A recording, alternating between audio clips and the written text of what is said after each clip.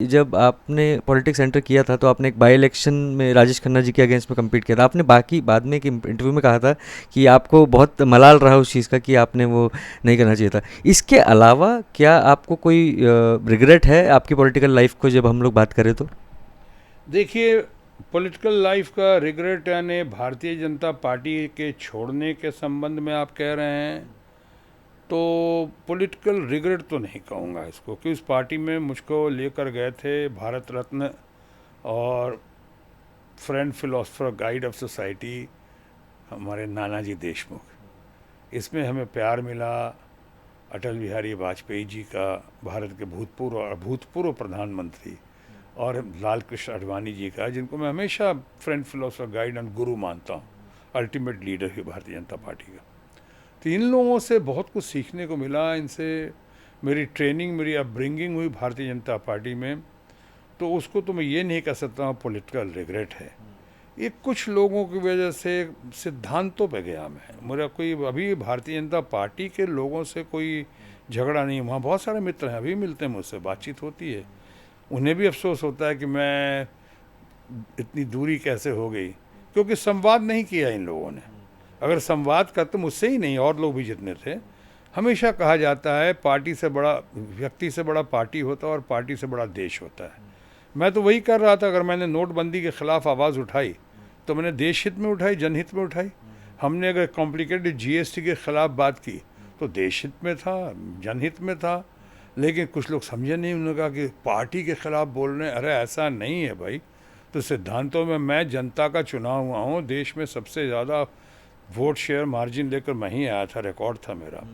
उसके बाद मुझसे अगर बगैर बातचीत किए हुए आप कुछ दूसरे उम्मीदवार को सामने लेकर आ रहे हैं, या कई लोग कहते हैं मंत्री बनने का, और नहीं, मंत्री मंत्री तो कुछ बनने से मुझे, मेरे कोई सुरखाब के पर नहीं लग जाएंगे। लेकिन हाँ, राय मशवरा नहीं, आपने वहीं से जो रिकॉर्ड मार्जिन से जीतता है उसको आप कुछ लोगों के कहने पे, या कुछ लोग ऐसे थे जिनकी वजह से ये तो सिद्धांत की बात नहीं हुई।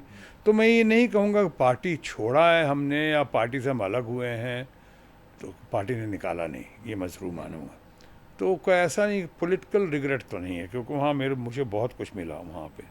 लेकिन आज मामला जो है वसूलों का है, आज मामला सिद्धांतों का है। खुददारी का ही नहीं है, सिर्फ सेल्फ रेस्पेक्ट का ही नहीं है, बल्कि आगे बढ़ने का और समाज को और देश को आगे बढ़ाने का है। इसलिए एक मेरी सिंसियरिटी के साथ कोशिश है, इसलिए उसको मैं नहीं मानूंगा पॉलिटिकल रिग्रेट। लेकिन हाँ, पॉलिटिकल रिग्रेट मेरा था और वो रहेगा। और वो था जब मैं अपने मित्र राजेश खन्ना के ख़िलाफ़ मुझे लड़ना पड़ा। वो कांग्रेस से लड़ रहे थे और मैं था भारतीय जनता पार्टी में, लेकिन मुझे लाया गया था। मैं उस ताज़ा आया था अभी। मैं अभी, कोई भी आप खुद सोचिए कि कोई भी आदमी जो अपना करियर शुरू करना चाहता है पॉलिटिक्स में, जबकि उसमें मैं पॉलिटिक्स में आना भी नहीं चाह रहा था, तो कोई करना चाहेगा तो वो कम से कम अपनी ज़िंदगी की शुरुआत किसी बाई इलेक्शन से नहीं करेगा। लेकिन मुझे बाई इलेक्शन से करना पड़ा था। मैंने सबको मना कर दिया था। मैं पोलाइटली, हम्बली मैंने मना किया। कल्याण सिंह जी को मना किया हमने, मदन लाल खुराना जी इतने अच्छे आदमी थे, उनको मना किया हमने। शांता कुमार जी हमारे बहुत अच्छे दोस्त हैं, हिमाचल के सीएम, उनको मना किया। एक शर्मा जी थे हमारे, उनको मना किया। सबको मना करके अल्टीमेटली मुझे आडवाणी जी के दरबार में पेश किया गया। कहा कि उन्होंने बुलाया, और वहाँ चूँकि उनको इतना मानता रहा, उनको ना नहीं कर सका, मेरी हिम्मत नहीं उनको। और उनका आखिरी सेंटेंस यही था कि I this time I don't want to hear no from you.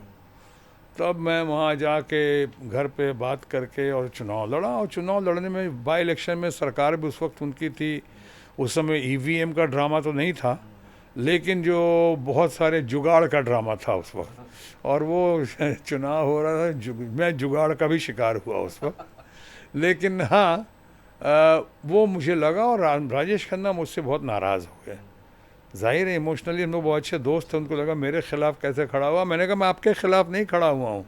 मैं, पार्टी ने कहा ये तो कहाँ मानने वाले थे। तो जब मैं बीमार था, मैं अस्पताल में था, तो मैं अपनी बेटी सोनाक्षी को बार बार यही कह रहा था कि मैं जैसे ही अस्पताल से बाहर जाऊँगा, सबसे पहले मैं जाऊँगा और राजेश खन्ना को गले लगाऊँगा, माफ़ी मांगूँगा। मैं माफ़ी मांगूँगा कि मुझे ऐसा नहीं करना चाहिए था, कुछ नादानी में या कुछ आडवाणी जी की इज्जत में। मैं ना नहीं कर सका, ये सब कहानी थी। लेकिन अचानक एक दिन मेरी बेटी सोनाक्षी ने ही आके मुझको हॉस्पिटल में कहा, जब मैं हॉस्पिटल में था, और कहा कि राजेश अंकल नहीं रहे।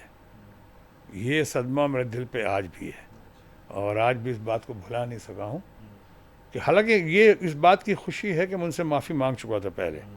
पहले मुलाकात हुई थी एक आध बार, अंजू महेंद्रू जी के यहाँ वो आए थे, या मेरे घर पे भी आए थे। हमने उन्हें जितना समझाया था, मना लिया था उनको।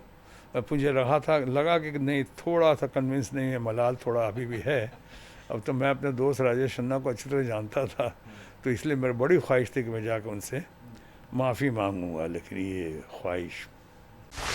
Subscribe to Nation Next YouTube channel and press the bell icon to get regular updates from Nation Next. Also like Nation Next Facebook page and follow us on Instagram and Twitter.